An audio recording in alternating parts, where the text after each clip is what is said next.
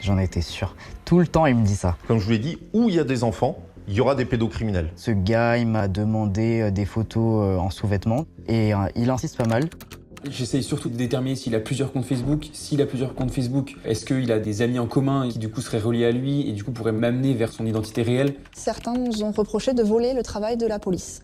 Les algorithmes des réseaux sociaux vont eux-mêmes nous diriger en suggestion d'amis chez certains présumés pédocriminels. Je cherchais une façon de trouver une utilité à ma vie juste, c'est-à-dire attraper des pédophiles. Je suis vice-présidente, je suis chef d'équipe, tous les dossiers passent par moi, donc je vois tout, la pédopornographie, la pornographie, tout.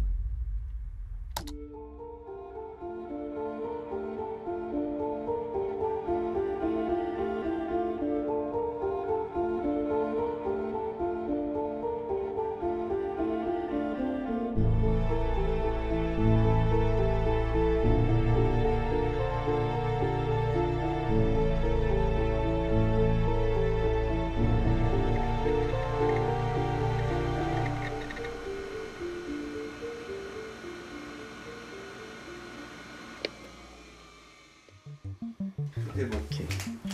Attends, faut que je réfléchisse à ma réponse parce que... Je suis rentré dans l'association des enfants d'Argus parce que malheureusement, comme beaucoup de gens dans le monde, j'ai été abusé quand j'étais enfant. Et c'est ce qui a principalement motivé mes démarches pour rejoindre l'association.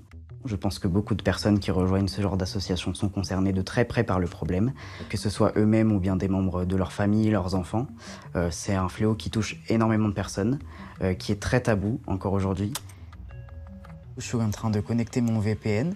Alors le VPN, c'est hyper important pour que ça protège notre identité. En gros, si quelqu'un arrivait à avoir notre adresse IP et pouvait nous localiser, bah, ça lui mettrait que je me situe actuellement aux Pays-Bas, ce qui du coup n'est pas le cas. Voilà, donc là je suis connecté. Alors du coup, je vais sur Facebook, j'ai mon profil juste ici, donc mon enfant virtuel. Au niveau des horaires, il faut rester crédible, il faut que ça soit comme les horaires d'un enfant qui va à l'école, donc il faut se connecter après les horaires de cours, mais il faut aussi que ça reste crédible par rapport à l'histoire de notre fake. Si j'ai dit à un gars que j'avais équitation à 17h, bah, je me connecte pas à 17h. Alors, donc du coup, mon profil, j'ai mes passions, le dessin, la danse, le chant, l'équitation. J'ai mes photos juste ici. Donc il y a des photos de moi, il y a des photos de mon chat, il y a des photos de cookies, enfin voilà. Tout ce qui pourrait faire penser à un vrai profil d'enfant de 12 ans.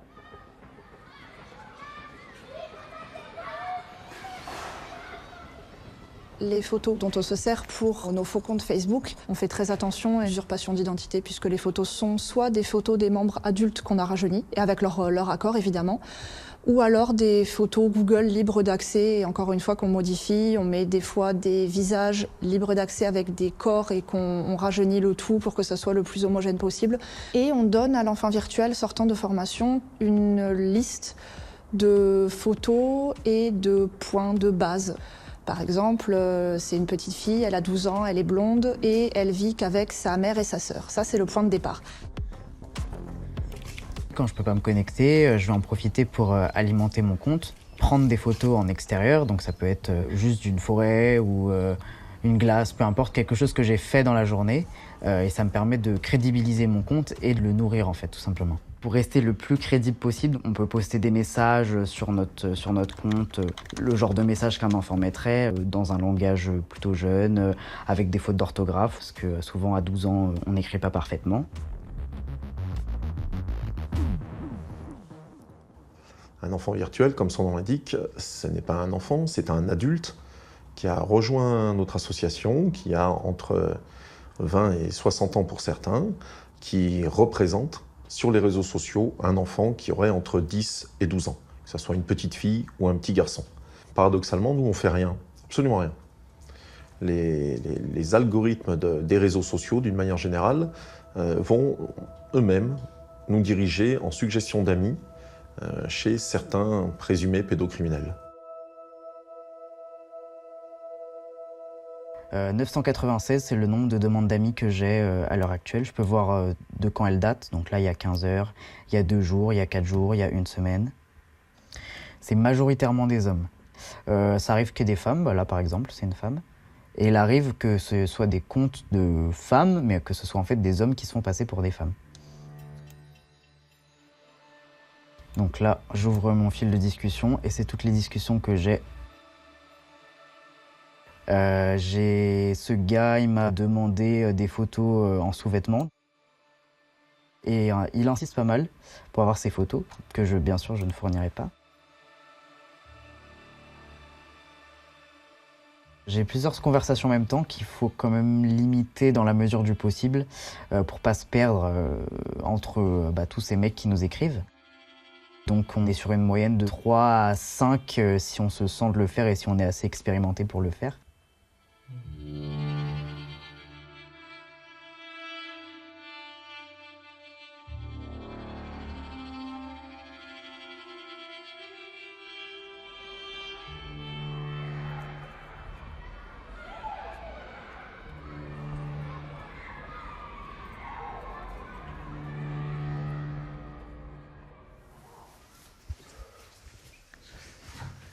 Oui? C'est juste pour savoir, ça veut dire quoi consentement? Un consentement, ça veut dire que tu es d'accord. Si la petite fille elle est consentante et le grand, genre l'adulte aussi, il Oui. part quand même en prison ou pas? Oui. Un enfant, il n'y a pas de consentement. Ça n'existe pas le consentement pour les enfants. Si quelqu'un, toi, s'il y a des enfants qui se disent oui, mais en fait, je l'aimais bien. Non, c'est parce qu'il t'a manipulé. Lui, il sait très bien qu'il n'a pas le droit, mais il t'a manipulé pour te faire croire que ça venait de toi. Si tu es un enfant, même si tu ne te débats pas, même si tu ne cries pas, même si tu dis je suis d'accord, un enfant de 10 ans, ça sera automatiquement la prison. Il n'y a pas d'histoire de consentement. Et sur les réseaux sociaux, comme tu disais, ou sur n'importe quel jeu électronique, il y a des pédocriminels. Comme je vous l'ai dit, où il y a des enfants, il y aura des pédocriminels. Voyez ? Et nous, c'est ce qu'on fait en fait dans l'association. Nous, on se fait passer pour des enfants. On se fait passer pour des enfants qui auraient 10-12 ans. Voyez, on a un compte Facebook où il y a juste la photo d'un enfant et on attend qu'il y ait des gens qui nous contactent. Et il y a beaucoup de personnes qui nous contactent. Si vous avez quelqu'un qui vous demande en ami, que vous ne le connaissez pas, que ça soit une photo jeune, comme tu disais, qui avait 9 ans, ou une photo de quelqu'un qui est vieux, même si vous voyez que c'est déjà dans les amis de vos parents ou d'un de vos copains, vous ne les acceptez pas. Vous ne les connaissez pas, vous ne les acceptez pas. Si jamais ça vous arrive, vous en parlez à vos parents. N'ayez pas honte. Vous n'avez rien fait. Si jamais ça vous arrive, c'est vous les victimes. Et c'est lui le salopard. Les enfants d'Argus agissent sur les 4 pays où on parle français en Europe. La Suisse, le Luxembourg, la Belgique et la France. Les membres, ils habitent dans ces 4 pays-là. Alors aujourd'hui, à quelque chose près, on est environ à 180 ou 185 dossiers déposés. Mais on peut estimer qu'on a fait arrêter entre 40 et 50 personnes aujourd'hui. Les enfants d'Argus sont à peu près entre 25 et 30 bénévoles. C'est quelque chose qui augmente un petit peu régulièrement, mais on ne peut pas dépasser un groupe de 40 ou 50 personnes, ça ne serait pas possible. Et c'est déjà très dur à gérer, et puis on n'est que des bénévoles, c'est relativement compliqué.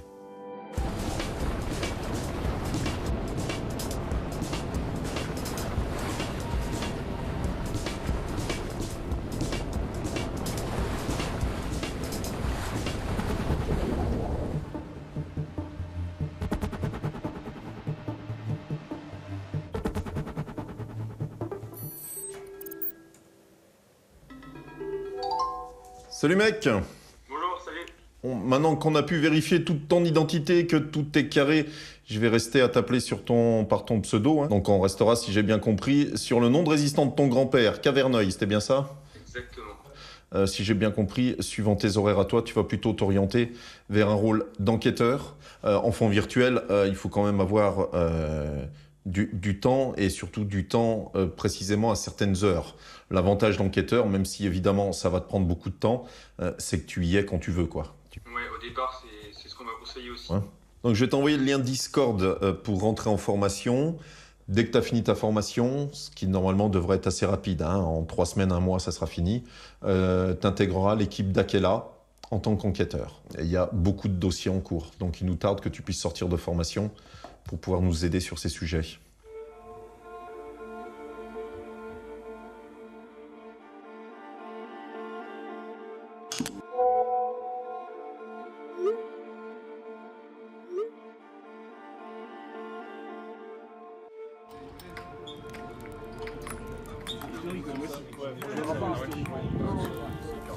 comment les limiter.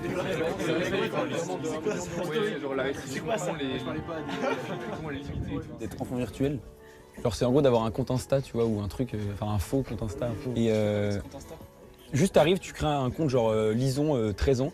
Et genre juste en créant ce compte, après t'as plein de gens qui vont s'abonner, genre et dedans t'as forcément des mecs malsains, tu vois, qui disent ouais bah viens on se voit, alors qu'elle a 2 ans, il a que 50 piges, tu vois. Le faux compte c'est juste un appât, genre. Oui c'est un appât. Et ça marche. Oui, bah oui. Genre ouais mais la pédocriminalité c'est vraiment un truc, genre on se rend pas compte que là nous on connaît tous des gens, c'est partout quoi. Genre en moyenne il y en a 3 par classe.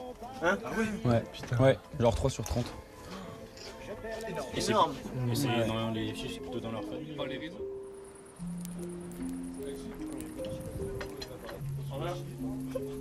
Mais juste, t'as pas peur un peu des conséquences au quotidien? Enfin, je sais pas, t'as pas peur un peu des représailles, non? T'as pas peur de quelque chose? Bah, des représailles, non. Des conséquences. De quelque chose, t'as pas des craintes? Si, j'ai peur pour une chose, c'est pour moi-même. C'est-à-dire, je vais voir des choses, mais qui vont me faire vomir peut-être, ou pleurer, ou. Enfin, tu vois, je sais que à un moment, je vais peut-être vouloir abandonner, etc. Tu vois, je connais vraiment, j'ai personne autour de moi, en tout cas de ma connaissance, qui a connu ça. Tu vois, et donc j'ai pas forcément d'image. Pas d'expérience encore, ouais. T'as jamais vécu ça, Ouais. donc tu sais d'autant moins encore à quoi t'attendre en fait. Ouais.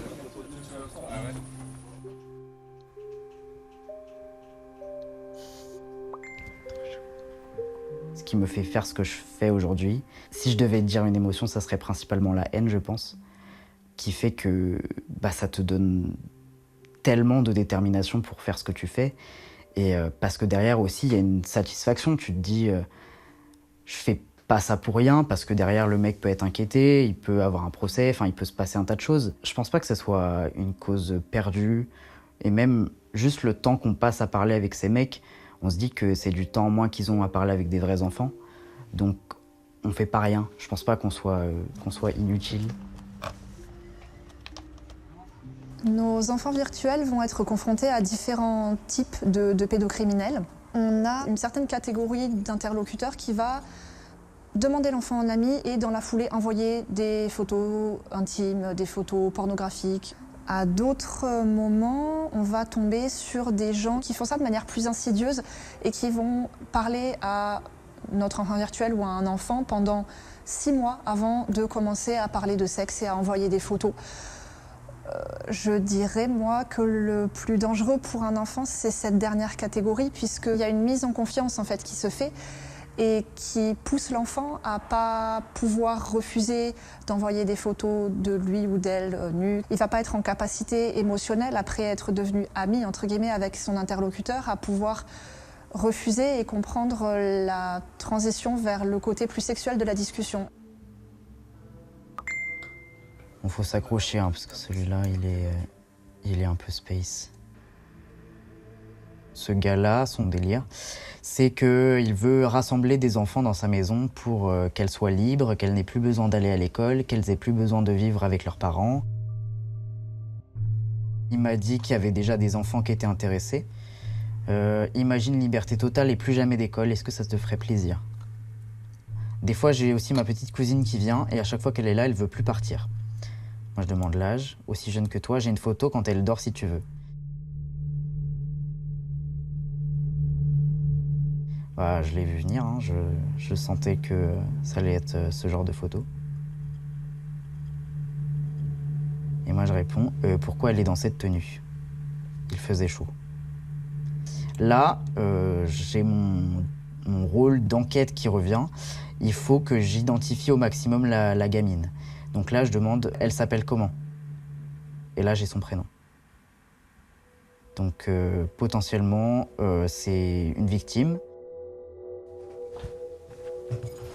Ce qu'on appelle le syndrome de Peter Pan chez les personnes avec une problématique pédophilique, c'est en fait l'idéalisation du monde de l'enfance ou de l'adolescence. C'est vraiment pour la plupart d'entre eux un âge d'or perdu et en général pas vécu. Parce qu'en fait, on réalise que dans leur événement de vie, il y a beaucoup qui, pour le dire vulgairement, n'ont pas eu d'enfance. En fait, ils se sentent extrêmement frustrés d'une jeunesse non vécue, qu'ils idéalisent totalement, à tort en général. Ils imaginent que c'est un monde de liberté où on explore son corps, les relations avec les autres, on transgresse et on peut tout se permettre et le champ des possibles est ouvert.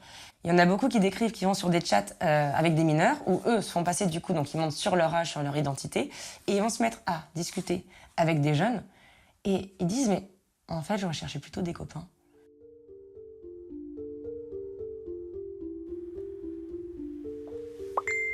Je viens de recevoir un message, par exemple, de quelqu'un à qui je parle plus ou moins régulièrement, qui n'a pas commis autant d'infractions que ce que j'espérais,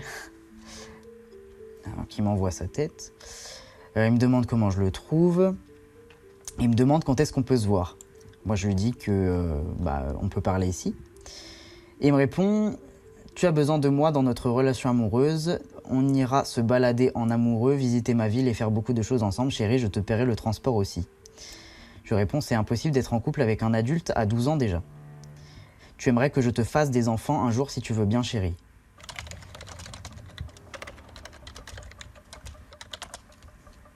Non, je vais pas écrire ça.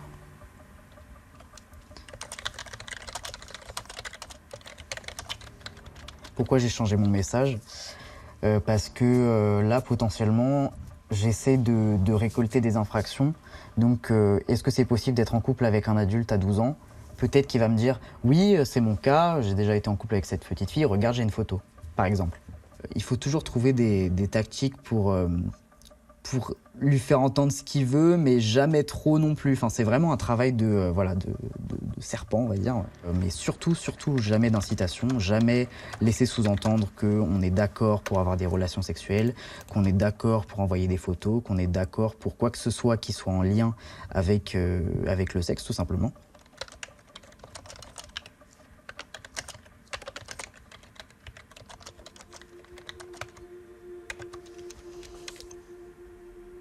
J'en étais sûr. Tout le temps, il me dit ça. Moi, je suis en caleçon, je pense à toi, chérie, tu es dans la chambre. Il me demande si je suis à la chambre. Oui, pourquoi ? Donc là, ah, putain. C'est la première fois qu'il m'en envoie. Désolé pour tout le monde.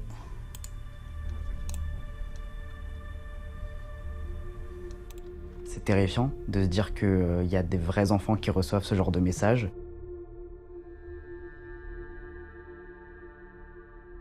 En fait, bien souvent, ce que le pédophile recherche chez l'enfant, c'est de la réassurance. Et donc, en fait, c'est des personnes qui souvent soit se valorisent, effectivement en se disant « j'ai du pouvoir sur quelqu'un ». Si la personne, elle est jeune, il s'imagine qu'elle est inexpérimentée, souvent à raison. Et du coup, il peut avoir ce qu'on appelle le fantasme d'initiation. Moi, je vais être le premier, moi, je vais te montrer, toi, la jeune fille en fleurs qui a la vie devant toi, et je vais te marquer, et je vais exister dans ta tête pour toute ta vie. Et comme c'est des gens qui ont en fait une très mauvaise estime d'eux-mêmes, ça les valorise de se dire « je vais compter pour cette personne, je vais laisser ma trace, mon empreinte ». J'essaye de mettre de côté le fait que je suis dégoûté de ce que je vois, parce que il faut que tu réagisses vite, il faut que tu restes dans ton rôle, quoi. Donc, qu'est-ce qui se passe quand on est face à ça ? Capture d'écran immédiatement, et j'enregistre le média qui m'a envoyé, donc à savoir la photo de son pénis. Tu en penses quoi, chérie, de ma tub ? Capture d'écran, pourquoi ? Parce que à tout moment, le mec supprime et je perds ma preuve d'infraction. Là, par exemple, je vois qu'il a retiré un message. Il a retiré sa photo. Donc, heureusement qu'on l'a screen. Parce que du coup, on a bien notre preuve que à telle heure, tel jour, monsieur machin a envoyé une photo de son membre à une enfant de 12 ans. C'est important de rappeler l'âge de l'enfant, donc en l'occurrence, moi j'ai 12 ans, parce que ça peut malheureusement être utilisé dans une défense pour dire ah mais peut-être que monsieur Untel ne se rappelait pas que la personne avec qui il conversait avait 12 ans, il l'a sûrement oublié, voilà. Alors que là, on le rappelle extrêmement souvent, donc il n'y a pas moyen d'oublier. Là par exemple, j'ai mis 2 messages à la suite où c'est écrit.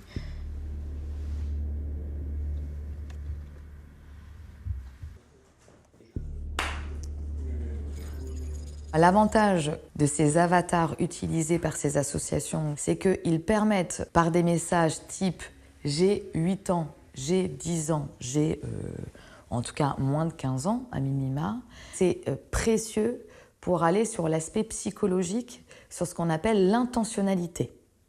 puisque une infraction est composée d'un élément matériel et d'un élément intentionnel. En ayant créé un avatar et en ayant fait plusieurs messages un peu type « j'ai cet âge-là »,« oh, ça me fait peur ce que tu me dis », avec plusieurs messages comme ça, en fait, ça permet de caractériser toute l'intentionnalité et je dirais même la dangerosité. C'est en ça qu'ils sont très intéressants. Voilà, donc j'ai une infraction claire et nette. Donc grâce à ça, je vais pouvoir constituer un dossier en indiquant que du coup j'ai reçu une photo à caractère pornographique. Ce qui est un délit, clairement. Donc il faut vérifier toutes ces informations et ça c'est le rôle de l'enquêteur qui du coup s'occupe de creuser réellement le profil de la personne dans l'espoir que du coup ce dossier soit un jour envoyé en dépôt de plainte. Même si tu sais, en tant que victime, que c'est des choses qui arrivent, que ce soit sur Internet, que ce soit dans la vraie vie, que ce soit un proche, que ce soit un ami, que ce soit un inconnu, c'est quelque chose auquel les enfants peuvent être confrontés partout. En fait, il n'y a pas de safe space, il n'y a pas d'endroit sécurisant qui existe vraiment. Il y aura toujours des vieux vicieux partout. C'est tout type de gens. Tu peux pas mettre une étiquette sur le profil type du pédo parce qu'il y en a tellement. Et c'est là que tu te rends compte que ça peut être ton jardinier, ça peut être ton boulanger, ça peut être absolument n'importe qui.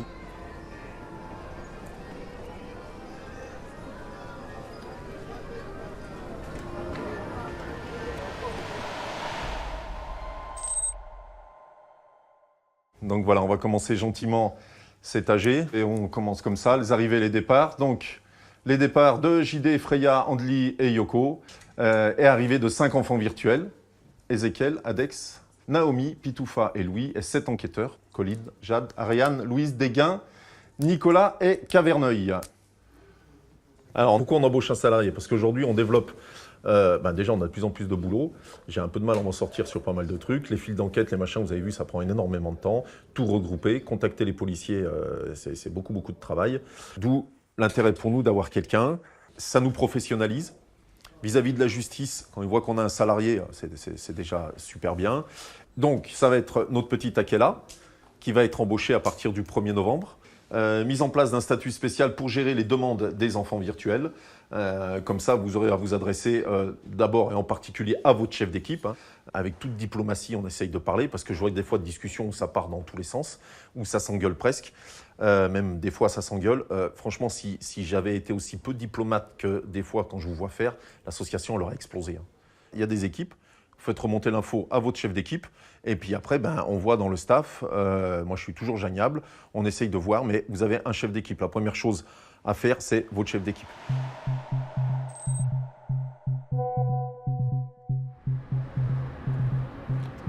Hello, comme tu l'as compris, je m'appelle Akela, je suis ta chef d'équipe.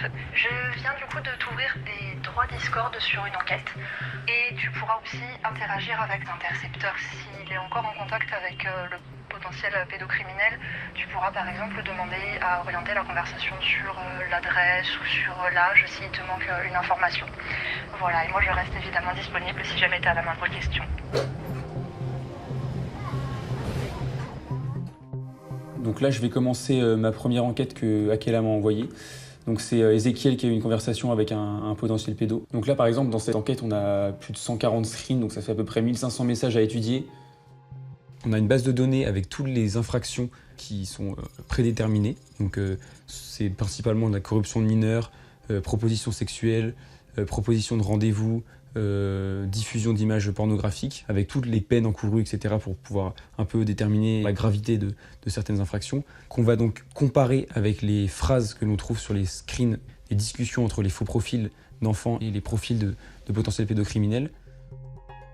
Donc là, voilà, il envoie directement son sexe, donc c'est clairement une diffusion d'images pornographiques, étant donné qu'il sait que l'enfant est à soi-disant 12 ans, et lui est majeur, donc là, vraiment, la diffusion d'images pornographiques va clairement être caractérisée. Il demande « Tu es dispo quand pour se voir, chérie? Dis-moi, je te paye le transport », donc proposition de rendez-vous. Et ensuite, « T'inquiète pas, bébé, je vais prendre des capotes, j'irai doucement pour te faire du bien, etc. » Le fait de dire qu'il dit qu'il va prendre des capotes, ça pourrait commencer à caractériser une proposition sexuelle spécifique à la pénétration.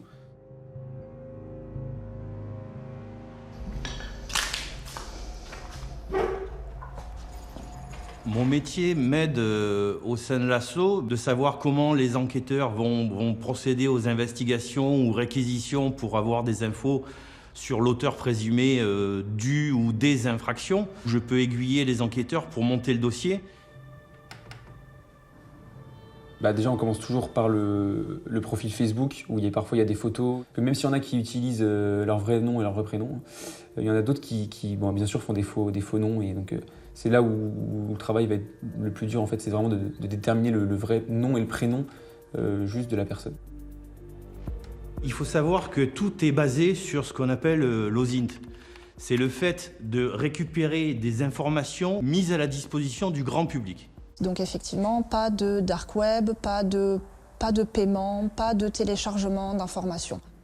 J'essaye surtout de déterminer s'il a plusieurs comptes Facebook. S'il a plusieurs comptes Facebook, est-ce qu'il a des amis en commun dans ces comptes Facebook-là qui du coup seraient reliés à lui et du coup pourraient m'amener vers son identité réelle. Le fait de pouvoir voir ce qu'il est liké ou pas, ça permet déjà d'essayer de le situer, parce que parfois il peut liker des restaurants où il a été. Si on en voit par exemple 4 en région Bretagne, ça peut déjà donner un périmètre de recherche qui est inférieur à celui du début.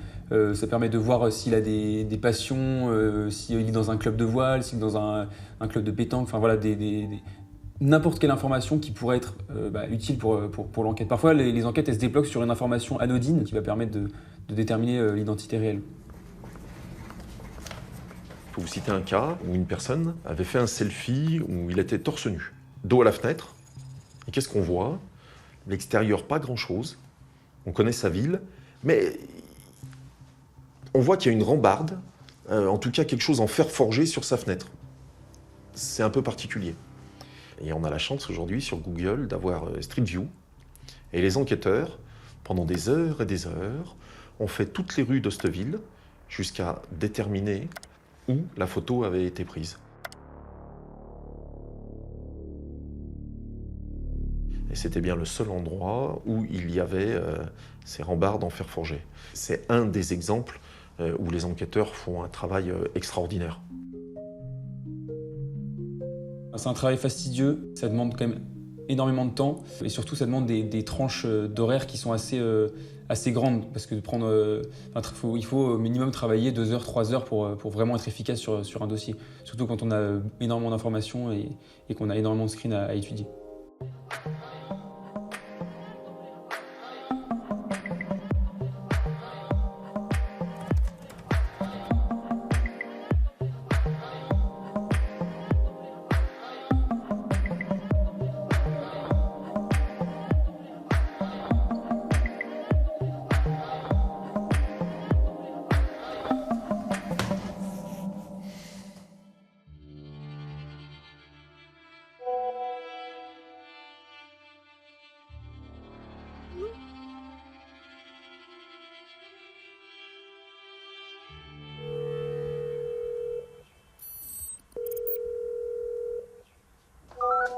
Salut mec.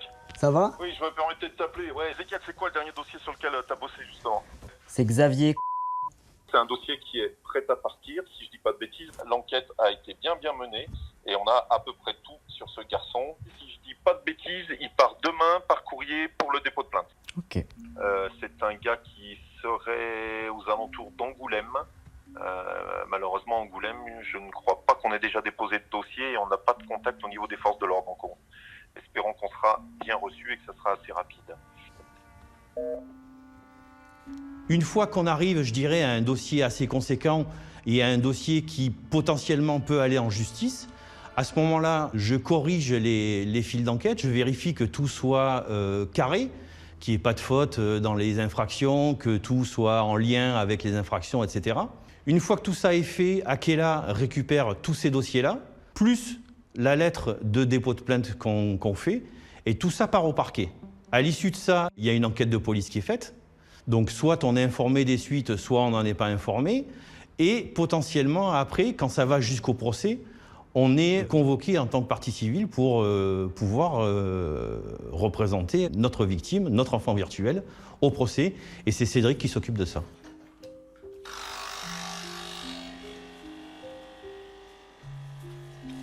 Là, j'ai encore un paquet de dossiers à préparer. Tu vas chez ta mère tout à l'heure? Ouais, j'y vais vers 11h. J'ai un procès à Coutances, en Normandie, où on est partie civile. Et j'ai regardé l'autre jour le nombre de kilomètres qu'il y avait. Faudra que je couche aussi sur place. Hein. Donc je t'ai dit, il y avait le procès à Laon, mais ça, Laon, c'est un peu plus près. Saint-Quentin, il y a un gars qui doit se faire arrêter la semaine prochaine. Et là, c'est le SRPJ de Reims. Eux, ils sont vraiment bien. Ah, tu m'avais parlé que tu devais aller à Reims. Ouais. En fait, quand moi je m'investis, je m'en aperçois pas que je m'investis autant. Donc malheureusement, c'est seulement une fois que tu t'aperçois que je suis allé trop loin, que là tu te dis merde, il faudrait peut-être que je lève un petit peu le pied. Mais je pense que la cause est tellement importante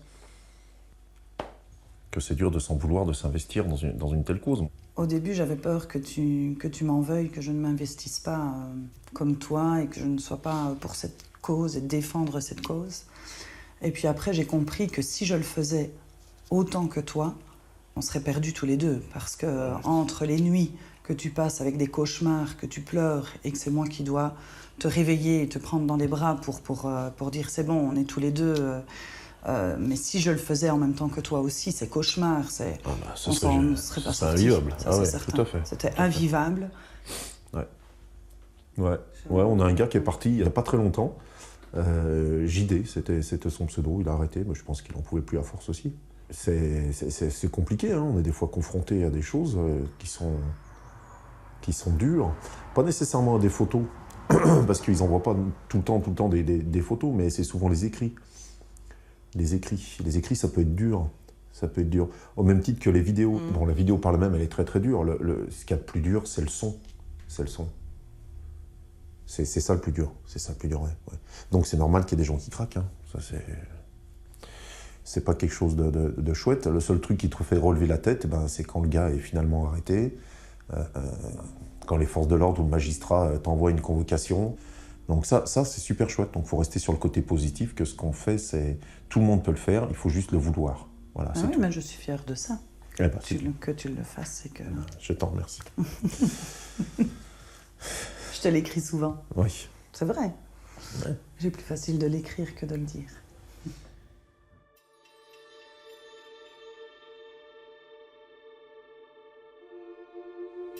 La question qui se pose quand on entre dans ce type d'association, c'est est-ce qu'on est préparé à ce à quoi on va être exposé? La réponse, c'est non. Parce que personne n'est préparé à ça. Les professionnels ont des formations pour pouvoir supporter de faire ce travail-là. Le suivi, il est psychologique, j'entends, il n'est pas optionnel. C'est vraiment quelque chose, il faut parler de ça pour pouvoir le supporter. Et il y a une différence entre le faire dans le cadre d'un tribunal, dans le cadre d'une procédure, avec des bornes légales. C'est différent que le faire en tant que particulier, en se sentant animé d'une mission. Entrer dans cette démarche-là, ça peut être pour tout un tas de motivations que j'ai certainement pas à juger ou même à évaluer, mais c'est se mettre soi-même en danger.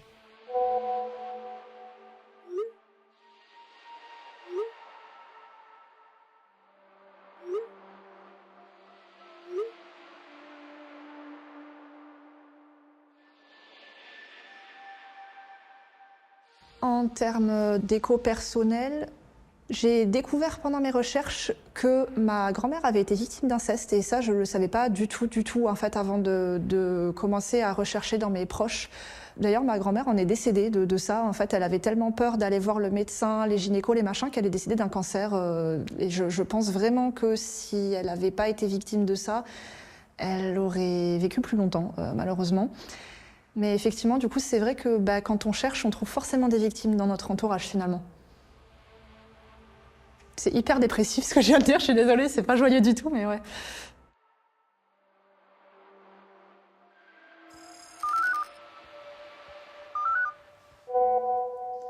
Salut. Salut. Comment ça va? Ça va et toi? Ça Ça va, ça va. Alors, je t'appelle pour faire un petit point avec toi sur comment ça allait en ce moment. Je sais que tu avais des soucis avec ton fake et du coup, je me demandais si en termes de morale, ça t'avait pas trop cassé, on va dire. Bah, en vrai, j'avoue que un petit peu, parce que le fait de pas avoir de dossier, ça fait un peu baisser le moral parce que je vois par exemple les dossiers d'autres personnes dans l'asso qui fonctionnent bien, des comptes qui fonctionnent bien, et c'était pas le cas de mon fake. Donc je me suis remis en question aussi, je me suis demandé si c'était la manière dont je faisais les choses qui était pas bien, si est-ce que mon approche était mauvaise. Et ouais, du coup, j'avoue que ça m'a mis un petit coup dans ma motivation. J'ai un peu été démotivé. Mais là, ça reprend avec le compte de Gadget, du coup. Rien qu'au niveau des demandes d'amis, je vois la différence. Ouais.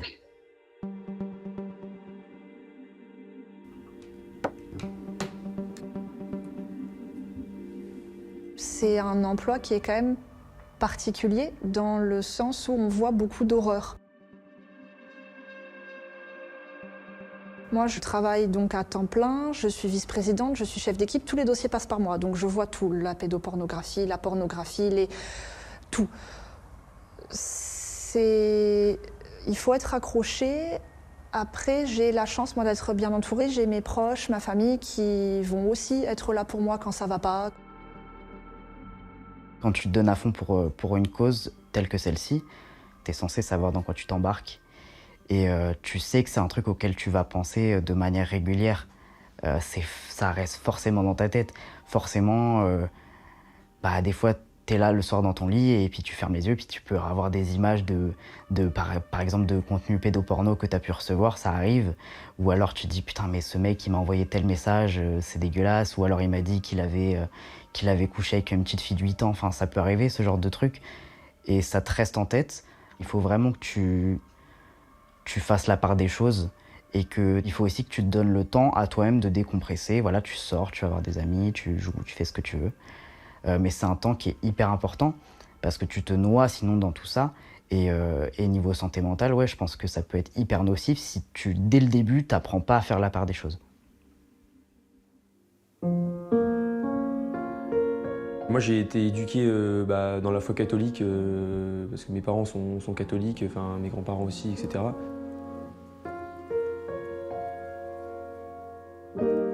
Quoi qu'on puisse dire sur toutes les atrocités qui ont été commises dans l'Église, c'est des atrocités qui sont contraires à ce que normalement il est dit et contraires aux valeurs vraiment chrétiennes.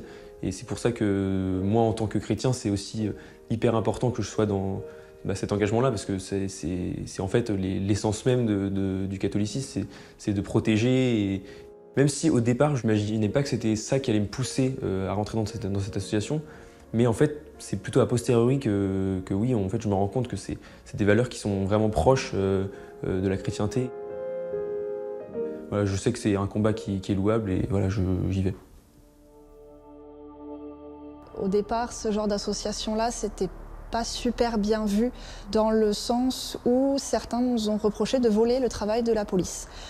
On précise bien qu'on ne vole pas le travail de la police, on est là pour les aider. On n'est pas des shérifs, on ne va pas aller arrêter nous-mêmes nos interlocuteurs, on va juste faire des dépôts de plainte. Et après, c'est entre les mains de la police ou de la gendarmerie et de la justice.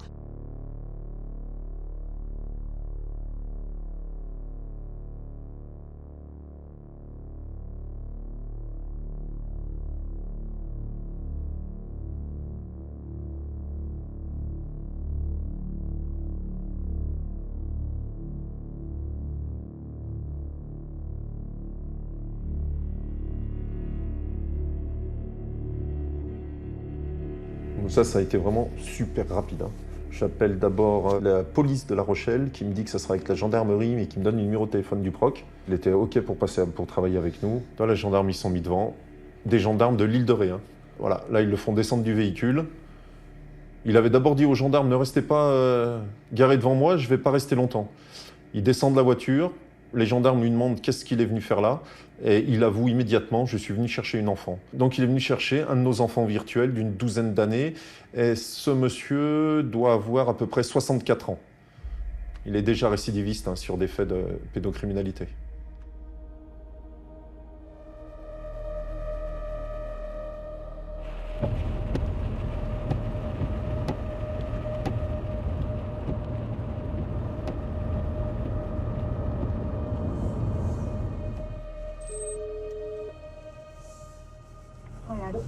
Salut Akala. Je suis en train d'arriver à l'instant au tribunal de Coutances pour notre gars qui était jugé aujourd'hui. J'ai vu la greffière et manifestement il a d'autres chefs d'inculpation, on n'était pas au courant de tout. Donc voilà, dans un quart d'heure il faut que j'y sois. Et j'ai rempli la partie civile, tout est bon. Donc dès que c'est fini, je t'appelle et je te donne le résultat et je ferai un petit résumé pour tous les membres. Le procès est capital pour nous dans la mesure où c'est lui qui va déterminer si tout le travail qu'on a fait a été validé par la justice ou pas. C'est-à-dire que si, à l'issue d'un procès, on a une condamnation, on sait qu'on a fait notre boulot et qu'on l'a bien fait.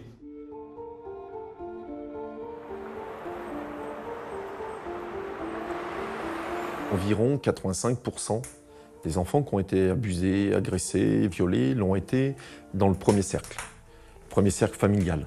Si on rajoute 10 points à tout ça, donc on arrive à 95%, ça serait le deuxième cercle. On est toujours dans quelqu'un qui connaît l'enfant.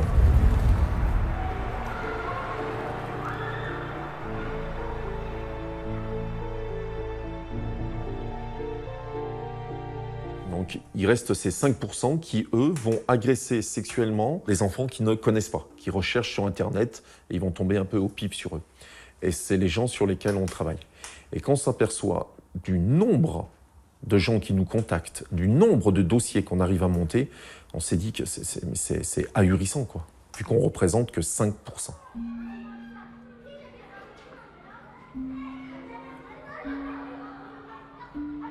Il y a aussi une réalité judiciaire, c'est que si l'intégralité de ces plaintes devait amener à des procès, notre système explose. Nous n'avons pas les moyens humains. Nous n'avons pas les moyens matériels d'organisation d'audience. La justice doit faire du chiffre. Et pour faire du chiffre, il faut des réponses rapides. C'est le cas du stupéfiant. C'est le cas de toutes les autres atteintes faites aux personnes, vol, violence et les atteintes aux biens. Les peines, elles existent. Les condamnations, elles existent. Elles existent tous les jours, elles existent toutes les semaines.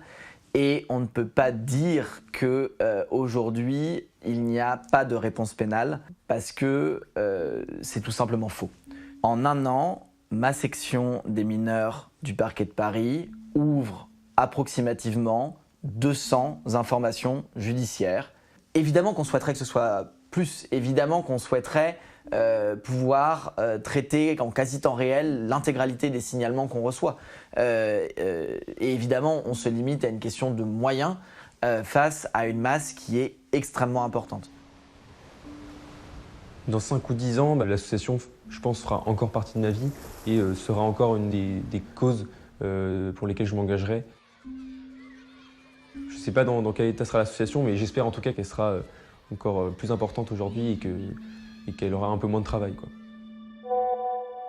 Bonsoir à tous, je repars à l'instant du tribunal de Coutances, une affaire relativement compliquée puisque ce monsieur, en plus d'essayer d'avoir des rapports sexuels avec des enfants, prostituait également son épouse, et tout cela en récidive. Il a donc été condamné aujourd'hui, 1 an de prison avec sursis, 3 ans de suivi socio-judiciaire, des indemnités pour préjudice moral pour l'association. Il est désormais au FIGES, le fichier des infractions judiciaires. Il a une interdiction de rentrer en contact avec des mineurs et bien d'autres petites choses. Voilà. Merci à tous de votre implication et à très très bientôt pour la suite.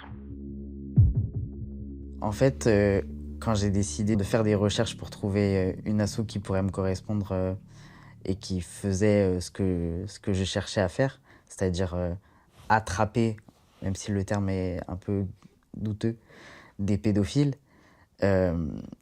c'était quand j'étais dans une phase hyper basse de ma vie, on va dire, à niveau santé mentale, c'était pas fou. Et je cherchais une façon d'occulter un peu la souffrance et de trouver une utilité à ma vie, juste. et de me servir de mes traumas comme d'une force. Et c'est la meilleure façon que j'ai trouvée. Je pense que pour le moment, j'ai pas encore accompli assez de choses pour être vraiment fier de moi. Mais j'estime que dans l'asso, on fait un travail qui est super important. Donc je pense que non, je vais pas partir maintenant. J'ai encore des choses à faire. J'ai encore trop de choses à apporter, je pense. Pas que je sois pas remplaçable ou quoi que ce soit, hein, mais je pense que j'ai de l'énergie à revendre et j'ai des pédos à faire tomber. Donc je vais rester encore.